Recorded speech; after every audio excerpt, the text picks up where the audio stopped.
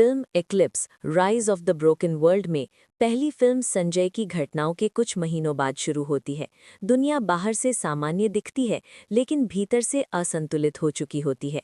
अलग अलग शहरों में अजीब घटनाएं होने लगती हैं। कहीं समय कुछ पलों के लिए रुक जाता है, कहीं लोगों की परछाइयां उनसे अलग होकर चलने लगती हैं, और कहीं लोग बिना किसी कारण बेहोश हो जाते हैं। सरकारें इन घटनाओं को छुपाने की कोशिश करती हैं, लेकिन धीरे धीरे सच सामने आने लगता है। दुनिया में कुछ टूट चुका है। संजय अब पहले जैसा नहीं रहा। उसकी शक्तियां बढ़ चुकी हैं, लेकिन उनके साथ उसकी मानसिक थकान और अकेलापन भी बढ़ गया है। लेवल सिस्टम अब पूरी तरह सक्रिय है। हर लड़ाई के बाद उसका स्तर बढ़ता है, पर उसकी नींद कम होती जा रही है। वो अब भी जंगल के बीच अपने महल जैसे घर में रहता है, दुनिया से दूर।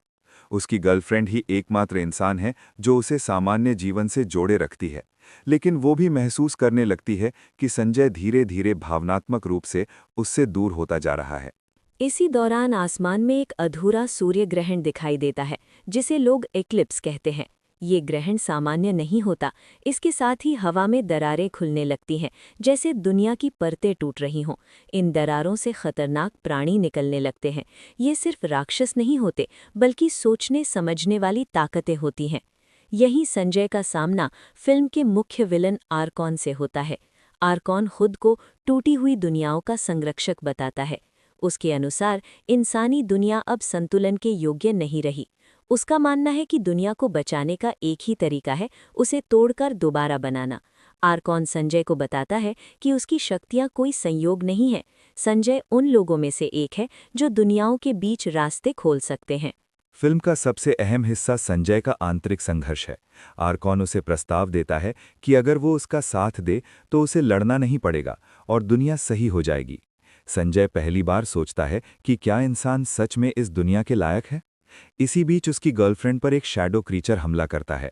संजय उसे बचा लेता है और यहीं उसे समझ आता है कि गलत फैसला सबसे पहले अपनों को नुकसान पहुंचाएगा।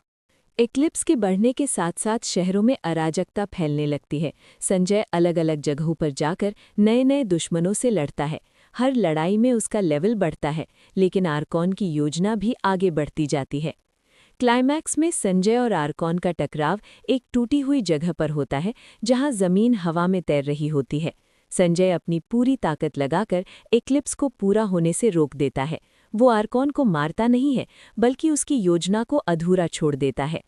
फिल्म के अंत में दुनिया बच जाती है, लेकिन पूरी तरह ठीक नहीं होती। दरारें बंद हो जाती हैं, पर उनके निशान रह जाते हैं। पोस्ट क्रेडिट सीन में संकेत मिलता है कि एक्लिप्स बस टला है, खत्म नहीं हुआ।